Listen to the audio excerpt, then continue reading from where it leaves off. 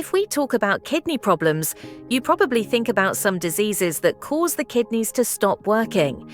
But in reality, most people lose their kidney health by choosing the wrong foods. And yes, food impacts the kidneys a lot. You must choose the right eating items for your kidney health. And for your loving kidneys, we have listed some foods that are good for your health and also the foods that harm your kidneys very badly. So make sure to watch both parts to understand your daily meals and their drawbacks. Well, let's talk about the foods that are not only good for your health, but can also cure your affected kidneys. And you must eat these foods. Some are on their way, just watch them. Number 1. Cauliflower. Most people don't think of healing when they look at cauliflower. It usually sits there quietly, pretending to be boring. But inside a kidney-friendly diet, cauliflower plays a surprisingly powerful role, especially for people trying to protect or gently support damaged kidneys. Nephrology nutrition plans often recommend cauliflower because it's a lower potassium vegetable compared to many starchy sides. That matters for CKD, where excess potassium can quickly stress the heart and kidneys. This is exactly why cauliflower is so often used as a swap for mashed potatoes or rice. It allows people to keep familiar comfort foods on their plate while reducing one of the minerals kidneys struggle most to control. That single change can ease daily strain and help stabilize internal balance. Cauliflower also supplies fiber, vitamin C, and folate, nutrients that support digestion, circulation, and cellular repair. This matters because kidney disease and heart disease are closely linked. When blood vessels function better, kidneys receive steadier blood flow and oxygen, creating a better environment for long-term healing support. Cauliflower doesn't cure kidneys, but it removes pressure. It replaces harmful loads with gentler fuel, and that's how real dietary healing begins. Number 2. Red bell peppers. Here's where kidney nutrition surprises most people. Bright, colourful vegetables usually mean high potassium. Red bell peppers quietly break that rule, and that's exactly why they hold such a special place in kidney-supportive eating. Renal Diet Guidance consistently lists red bell peppers as low in potassium, which makes them a strong option for people managing CKD. This gives the kidneys less mineral work to handle, allowing them to operate under lighter internal stress. What makes peppers even more valuable is what they deliver without burden. They provide vitamins A, C, and B6, along with antioxidants, nutrients that help protect cells, support immune function, and reduce oxidative stress, which is often elevated in chronic kidney disease. Oxidative stress and inflammation slowly damage kidney tissue over time. Foods that lower this internal pressure help create a healthier environment where remaining kidney function can be preserved longer. Red bell peppers contribute to that process without interfering with potassium or sodium limits. In simple terms, they feed the body while giving the kidneys space to breathe. That's the healing side people miss. Red bell peppers don't push the kidneys harder, they support the systems around them, which is often how long-term kidney protection actually happens. Number 3. Onions and garlic.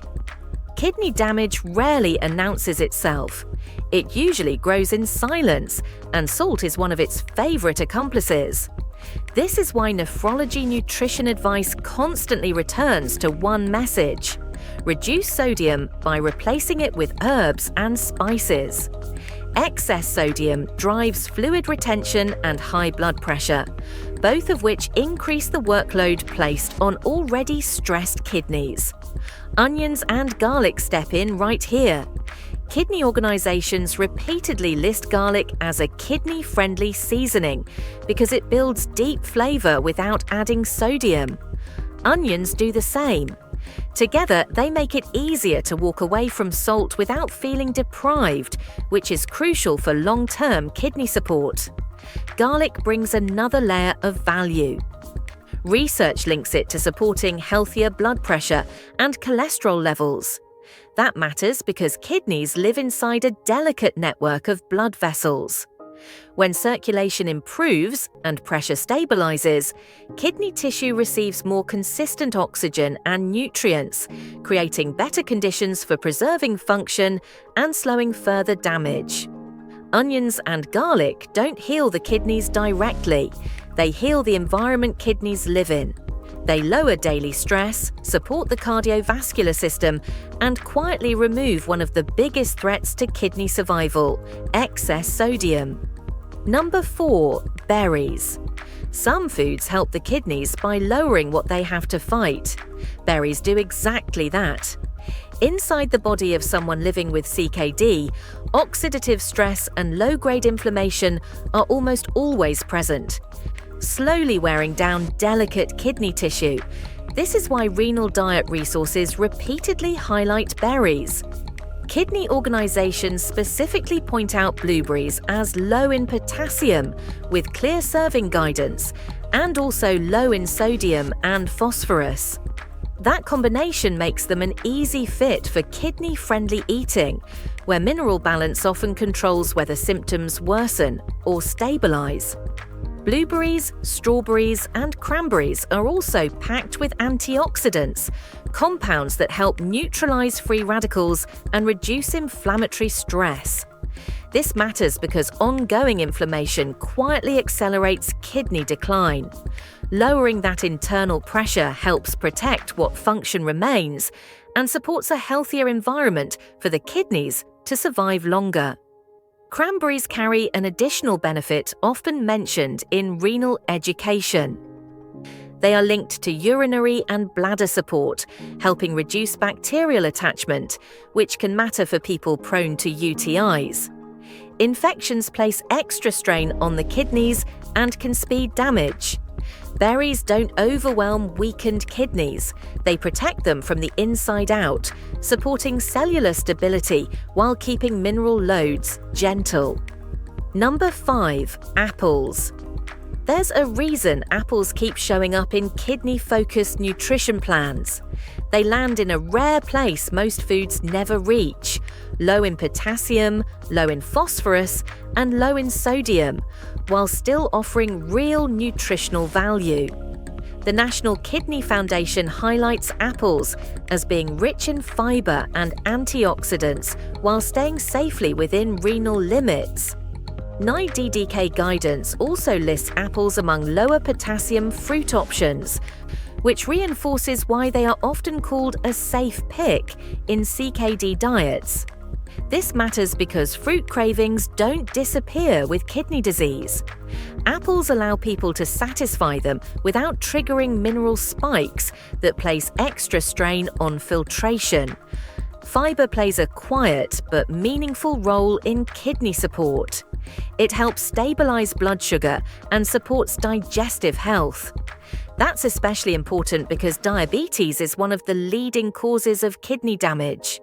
Better blood sugar control means less long-term injury to the tiny blood vessels inside the kidneys, supporting preservation of remaining function.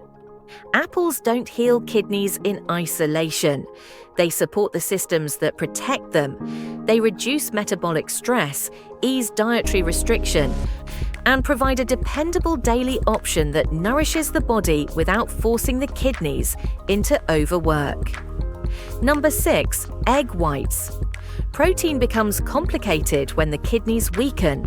The body still needs it for repair, immunity, and muscle strength. But phosphorus, which often travels with protein, becomes harder for damaged kidneys to clear. This is where egg whites quietly change the equation. Renal nutrition research points to egg whites as a high-quality protein source with dramatically less phosphorus than whole eggs, because most egg phosphorus sits in the yolk. One study notes roughly 86 millimoles of phosphorus in a whole egg compared to about 5 millimoles in the white. That difference matters. When phosphorus rises, kidneys struggle to filter it, contributing to bone disease and blood vessel damage. problems the National Kidney Foundation consistently warns about in CKD. Egg whites allow people to nourish the body without feeding the very imbalance that accelerates kidney decline. Adequate protein supports tissue repair and immune defense, both essential for people managing chronic illness. At the same time, lower phosphorus intake reduces one of the silent burdens placed on weakened kidneys. This is why egg whites are often described in renal diets as protein without the phosphorus hit. They don't just feed the body, they protect the internal environment that struggling kidneys depend on to keep going. So now we are going to show you some of the baddest foods you eat daily without knowing how harmful they are for your affected kidney. But don't worry, we have listed some foods that are silent killers of your affected kidney. Let's save your kidney. Number 1. Dark-colored soda. Dark sodas don't usually feel dangerous. They feel normal, cheap, and everywhere.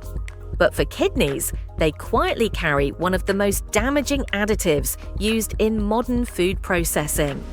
Along with sugar and empty calories, dark-colored sodas contain phosphorus additives. Manufacturers add phosphorus to improve flavor, extend shelf life, and prevent discoloration. The problem isn't just that phosphorus is present, it's the form. Additive phosphorus is absorbed far more easily by the body than natural phosphorus from plant or animal foods. Unlike natural phosphorus, it isn't bound to protein.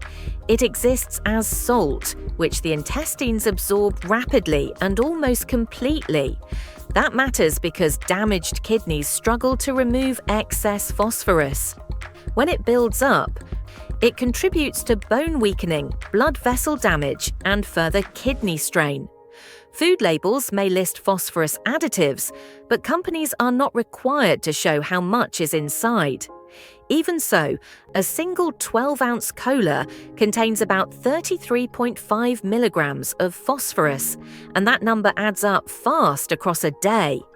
For people following a renal diet, sodas, especially dark ones, are usually placed on the avoid list.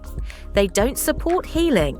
They quietly load the bloodstream with one of the minerals kidneys have the hardest time controlling. Number 2. Avocados. Avocados are praised everywhere. Heart-healthy fats, fiber, antioxidants. In many diets, they're considered almost perfect. Kidney diets don't work that way. Despite their benefits, avocados are classified as high-potassium foods, and potassium control is one of the most delicate parts of kidney care. When kidneys weaken, they struggle to remove excess potassium. Levels can rise silently and affect heart rhythm, muscles, and nerve function. One average avocado contains around 690 milligrams of potassium. That's a large dose in a single food.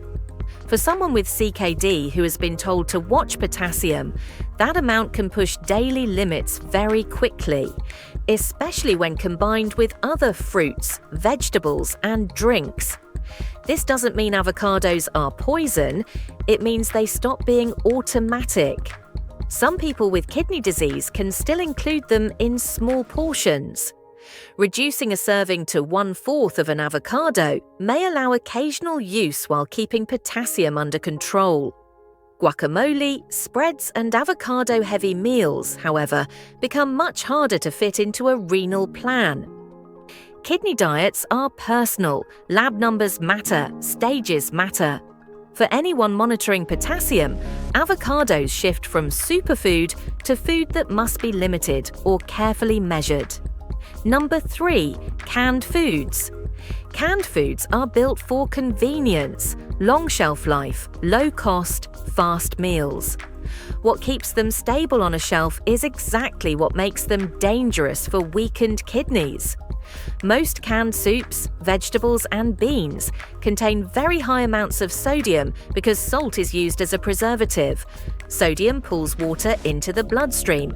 It increases fluid retention. It raises blood pressure. All three places put direct stress on the kidneys and the heart. For people with kidney disease, this combination is especially damaging. Kidneys already struggle to balance fluids and minerals. Heavy sodium intake forces them to work harder while worsening swelling and circulation pressure. This is why renal nutrition guidance often recommends avoiding or strictly limiting canned foods. Lower sodium or no salt added versions are always the better choice. Even then, sodium can still be present. One practical step that helps is draining and rinsing canned foods, such as beans or tuna, which can significantly reduce sodium content before eating. Canned foods don't usually cause sudden symptoms. They create daily overload. And daily overload is how kidney damage quietly accelerates. When sodium stays high, healing becomes harder and decline becomes easier. Number 4. Whole wheat bread.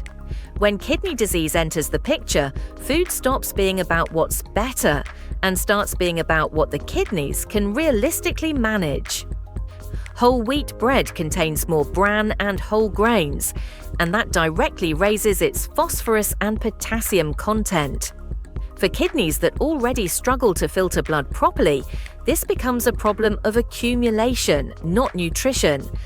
A single regular slice of whole wheat bread, about 36 grams, provides roughly 76 milligrams of phosphorus and 90 milligrams of potassium. A slice of white bread, by comparison, contains about 32 milligrams of each. That gap grows quickly when bread is eaten daily. As phosphorus builds in the bloodstream, it contributes to bone weakness and blood vessel damage. When potassium rises beyond what weakened kidneys can remove, it can disturb muscle function and heart rhythm. Because of this, renal diets often place white bread above whole wheat bread once mineral control becomes necessary. There is another issue that doesn't disappear with either option: sodium. Most breads contain it. That means labels matter, portions matter, frequency matters. Whole wheat bread is not automatically banned, but on a renal diet, it usually becomes a food to reduce, replace, or strictly measure to avoid quietly loading the body with minerals kidneys can no longer regulate. Number 5. Brown rice. Brown rice changes the mineral math of a meal. Because it is a whole grain, it naturally carries more phosphorus and potassium than white rice.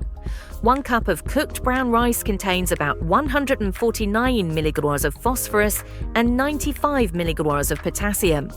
A cup of cooked white rice contains around 69 milligrams of phosphorus and 54 mg of potassium. That difference may look small on paper, but inside a body with reduced kidney function, it determines whether minerals stay balanced or slowly rise. When kidneys cannot clear phosphorus efficiently, excess begins to affect bones and blood vessels. When potassium accumulates, it can interfere with nerve signals, muscle movement, and heart rhythm. These shifts don't always cause early symptoms, they build. And build-up is exactly what damaged kidneys struggle with most.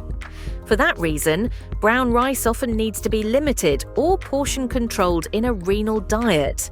Some people can still fit it in, but only when the rest of the day is structured around keeping potassium and phosphorus low.